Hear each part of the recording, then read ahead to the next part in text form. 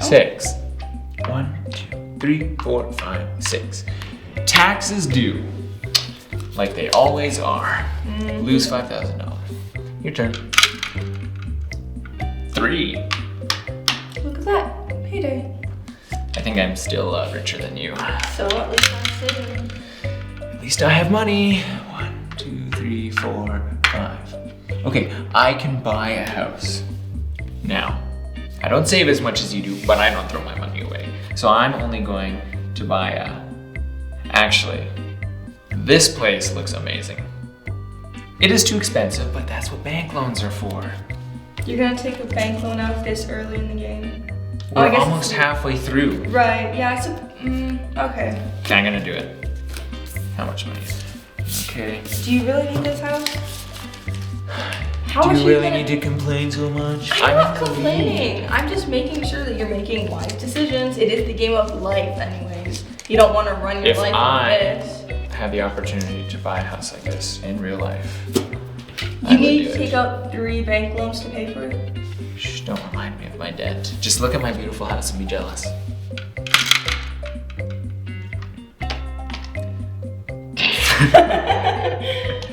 Lost your car there. Do it again if you're not in the lead. I'm not in the lead, so... Who's in the lead? Me. Oh. Guess I gotta pay for some tennis courses, but that's fine. I'll still be better than you after you've done those. At least I'll know how to play tennis. 3, 4, 5. Payday. Already getting money back to pay back my loans. Soon I will be debt-free and living in a lovely house. In your dream? I'm not gonna buy a house right now. I'm gonna save up and wait. You're just poor. You're just poor. I'm fine where I am in life. Would you look at that? More money. I can start paying back my loans any day now. How many loans is that gonna pay off? 1. But at this rate, I will pay them all back in no time. Oh, hey, I got paid. Well, not paid, it was actually a tax refund, but oh well, same thing. 10. 1, 2, 3, 4, 5, 6, 7, 8, 9, 10. Boom! I collected the Nobel Prize. For what? Wasting all your money? For being a pacifist.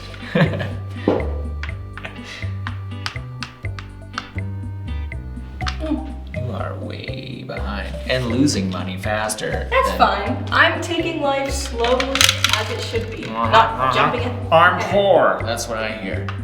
Buy a home gym. Honestly, this place, the value of this place would skyrocket with a home gym. How are you supposed to pay for a home gym when you haven't even paid off your loans? I'm not dead yet. I'll pay it off later in life. I have time to pay off my debt. Got some more tax refunds. 1, 2, 3, 4, 5, 6, 7. Sponsor a golf tournament. I'm gonna have to take out a loan for that. You taking out a loan to sponsor a golf tournament? I think that's a little bit Some sad. things are just that important. Oh, that's silly.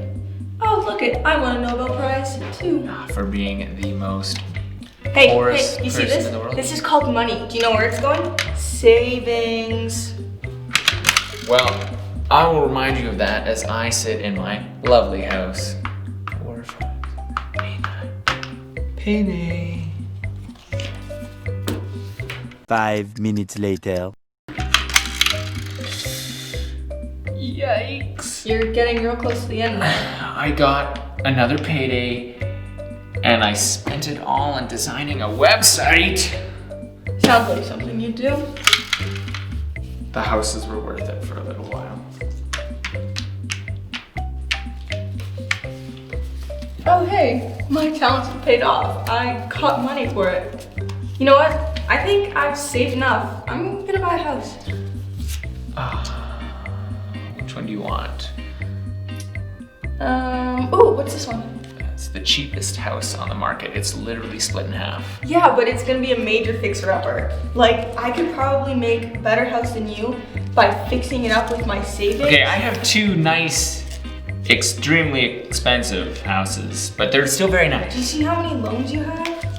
I only have $200,000 worth of loans. Here. This can probably pay off at least one. Yeah, I'm still gonna need $180,000. Well, I'm saving up for this house, like, so I can renovate it, but You I don't can... have like anything to spare. Here. Okay, I'm still gonna need $165,000. I told you should have saved right from the beginning, The not houses wasted were it. great. But you wasted it. I ended up doubling my money from the beginning because I saved. I will retire in a lovely house. But Once I'll you be here retire, for it. you won't be able to maintain that house. What are you gonna do? Pass your loans or your debt off to your kids? Might not be a bad idea. Hey Bonavista Baptist kids, welcome back. For the past few weeks, we've talked about being responsible with your work and being responsible with your stuff. And this week, we're gonna talk about being responsible with other people's stuff. Earlier, as Kira and I played the game of life, I got some money. Now, it wasn't my own money, it was a gift. And if you remember from our previous weeks how important it is to be responsible with our own things, it should make sense that it's even more important to be responsible with other people's stuff and gifts we get. Was I responsible with the stuff I got? No way. I was not careful with it, and instead of using it wisely, I spent it all on things I didn't need. Whenever we aren't responsible with someone else's stuff, we let them down. Say, for example, your older siblings let you play with your toys, and you break them, you've let your older siblings down. Or your friend lets you borrow their bike, and you lose it, you've let your friend down. Or your parents let you use their phone, and you damage it, you've let your parents down. Well, in today's story, we're going to learn about a group of men who receive a huge responsibility from their boss. And we're going to see that some of them step up and show that they're responsible, but one of them doesn't. Let's see what happens.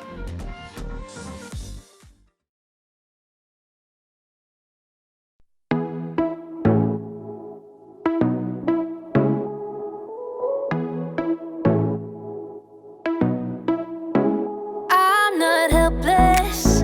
I have purpose to change the world around me one step at a time. I wanna be the best me that I can be. Not living for the moment, but the future I see. That's why every second of every day I'm making the choice to make a change. Won't give up, won't let you down. I'll go for it and get it done. I'm on it, I got it, still having fun. You can count on me.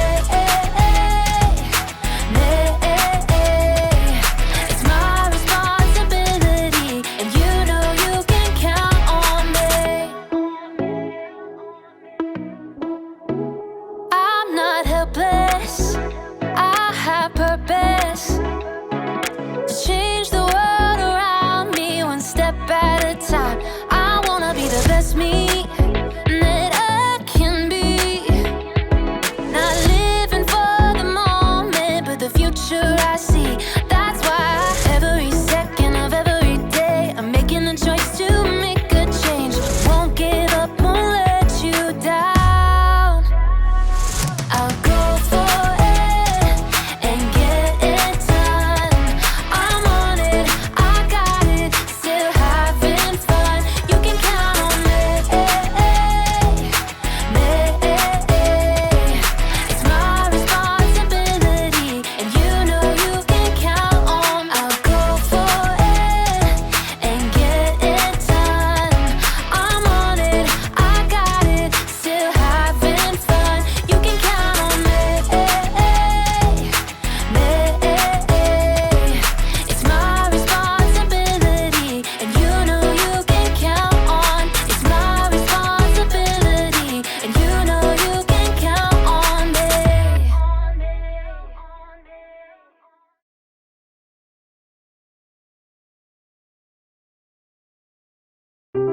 The Bible. It's 66 books of history, stories, letters, and poetry that fit together to form God's one big story. the epic adventure of how He created us and loves us so much that He made a way to rescue us.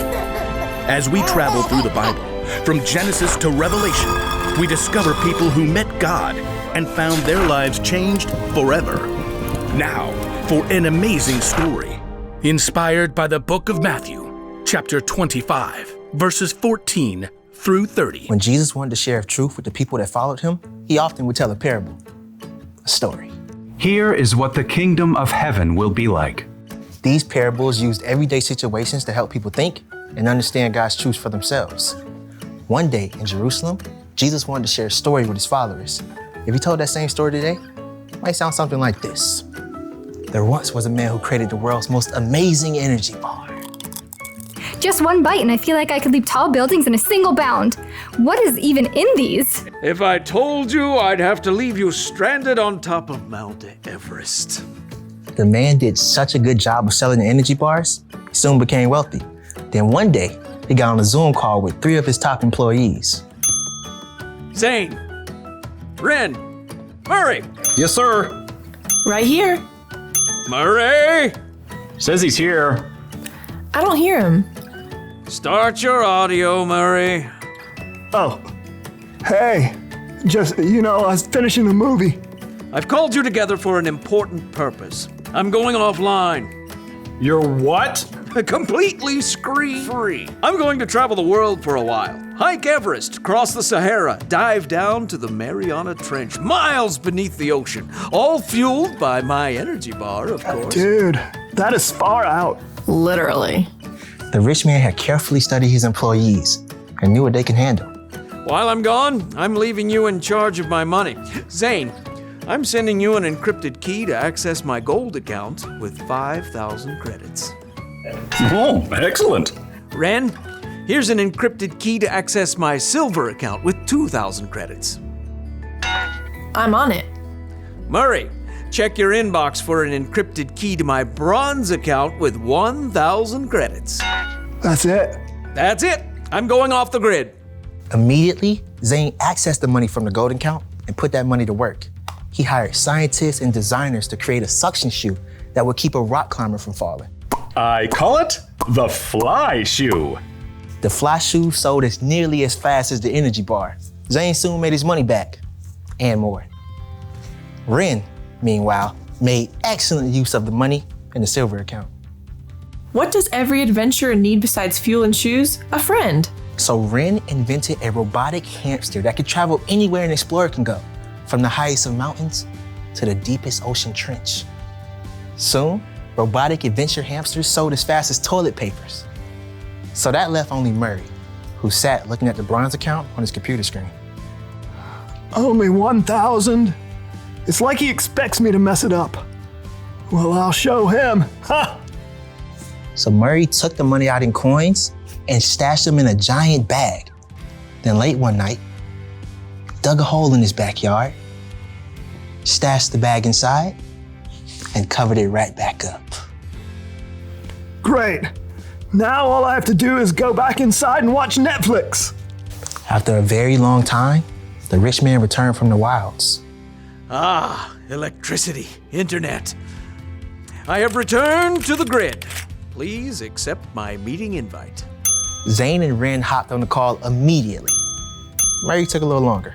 Start your audio, Murray. Oh yeah, there it is. I'm excited to see how you've handled my money. Zane?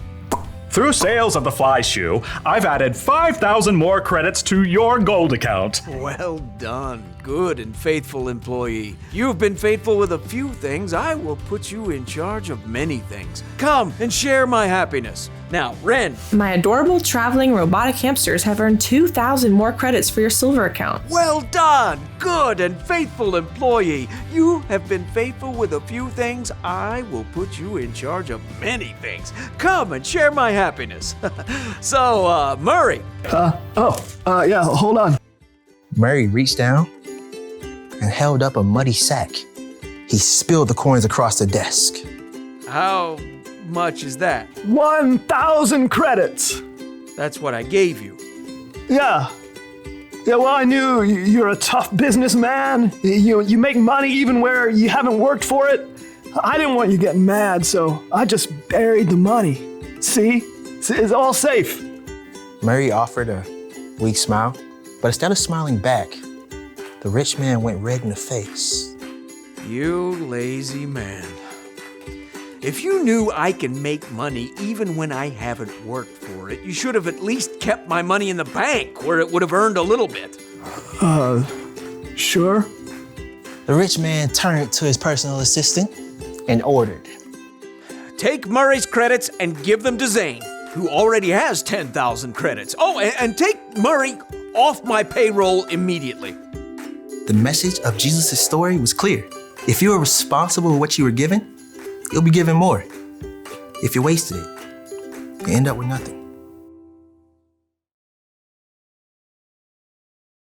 When you listen to the parable that Jesus told, and you think about it, the story can be related back to every person. That means you and I. God is the boss in the story, and we're his trusted people. God gave us bags of gold, but not real gold.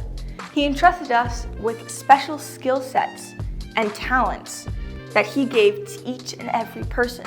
And it's our responsibility to use the most of what we've been given, especially the gifts that he's given us. Whether it's a musical talent or something that only you can do. He even gave us our brains, and that's pretty awesome. So you have to remember, use your talents to the best of your abilities. Use them to show love to God and to others, and don't bury your talents. Luke 16:10 says this, "Whoever can be trusted with very little can also be trusted with much, and whoever is dishonest with very little will also be dishonest with much." Parents, don't forget to check out the parent guides that are found on our website. Thank you so much for watching, and we'll see you next week.